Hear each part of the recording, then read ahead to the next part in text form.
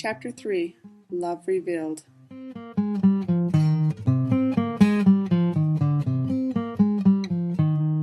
Two years had passed from the fateful night, and yet her heart still screamed for him. She tried to live in the laws. However, he had gotten into her, making her question the rules and why they were in place. Rayan had come to her choice weeks ago, but building up the courage had taken until today. She walked into the pack's home, and she paid special attention to all her friends, knowing that soon she would not see them again. Without letting her plan be known, she said goodbye in her own way. She walked through the woods today, seeing the ghost images of Bourdon wherever she turned.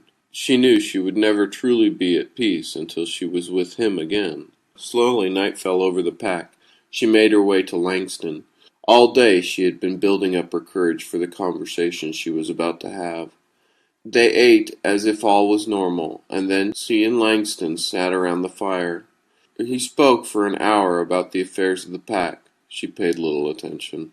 She had thought of 1,000 ways to bring up her choice. In the end, she decided directly was the only way she could do it. "Langston, I am torn," she said, mustering up her courage. "Torn by what?"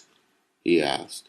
Ever since Bourdon had left, he had become as hard as iron, no longer bending to accept anything and coming down ruthlessly on those who even whispered an opposing thought.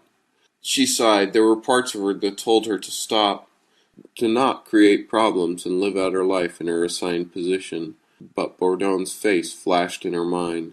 His smile warmed her heart, even only from her memory. She was on the right path, and she knew it. She took a deep breath and looked over at Langston. "My loyalty to the pack." She paused and took a deep breath. "And my love for Bourdon." She revealed. She softly cried freely, but still stared him in the eyes. He looked at her, trying to see some humor in her face, but there was none. Rage washed over him. "What?" he barked. "Bourdon is gone. Your life is here with me, with the pack." He snapped the last out. "No, your place is with the pack. My place should have been at Bourdon's side. I should have gone with him. I love him with all my heart, Langston. I'm sorry if I hurt you, but I must go." She replied, "You are going nowhere. Your place is with the pack.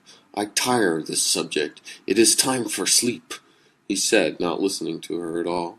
He pulled her into the cave. He used her for an hour to fulfill his carnal lust. Then he rolled off her, and within moments he lay loudly snoring and sleeping. She lay there again, questioning her choice.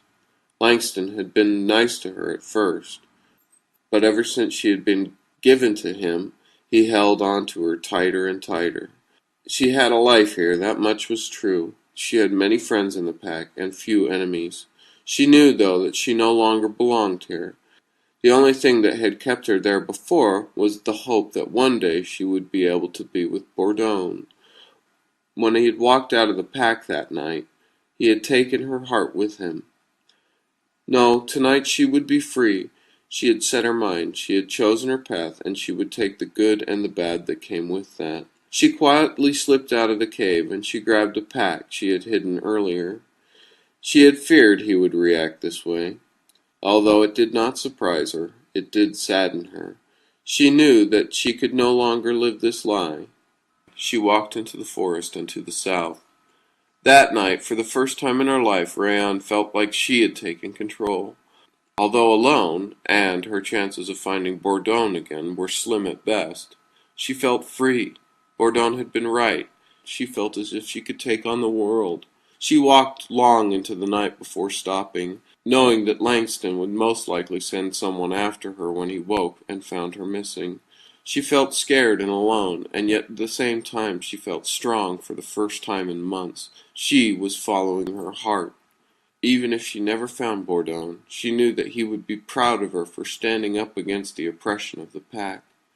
Rayan was proud of herself, and more importantly, at peace with her own soul. She was doing what was right for her. Langston woke with a start. He looked over and anger ran through him like a cold wind. He howled, and the whole pack woke and scrambled to see what was happening. "She has betrayed me!" Langston roared. His new second-in-command, a young wolf who never questioned the laws and looked upon Langston as if he were a god, was right there. "I will find her." Langston considered it for a moment, but then came to his idea. "No, I will. You will stay with the pack until I return. Lead them in the laws." Langston barked back as he packed up a few things. It was a rushed and hurried event, and within a few moments a young wolf stood in charge of a pack as their leader disappeared into the forest. As Bourdon had said, change had come to the pack, no matter how much they had wanted to avoid it. The wolves stood around confused for a while, as if waiting for some more instructions.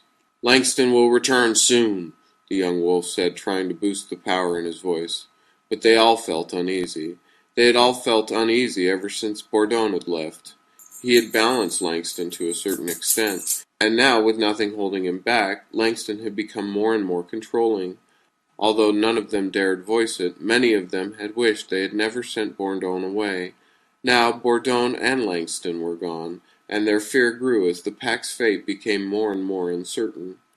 Langston tracked her for near a week before catching her on the ridge of a large mountain. He snuck up behind her, hiding behind a grove of trees. She turned, her nose catching the air. "Come out, Langston. I can smell you." She growled out. She had been here for a day, and she had thought a few times how she should be moving on. However, the view was tremendous. Standing at the edge of the world, she thought to herself only moments before.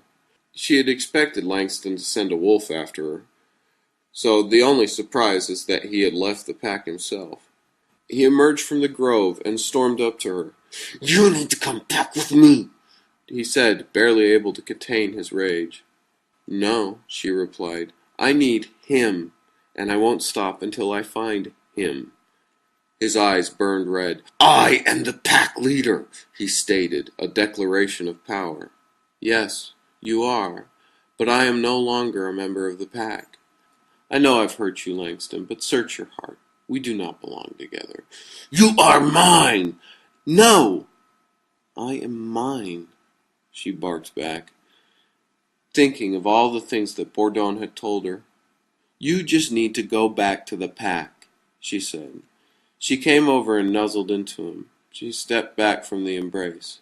"I'm no longer a part of the pack," she stated softly, yet with great resolve. "You will come with me!" he roared. She took a step back. His face slipped more and more into anger, and she took a second step.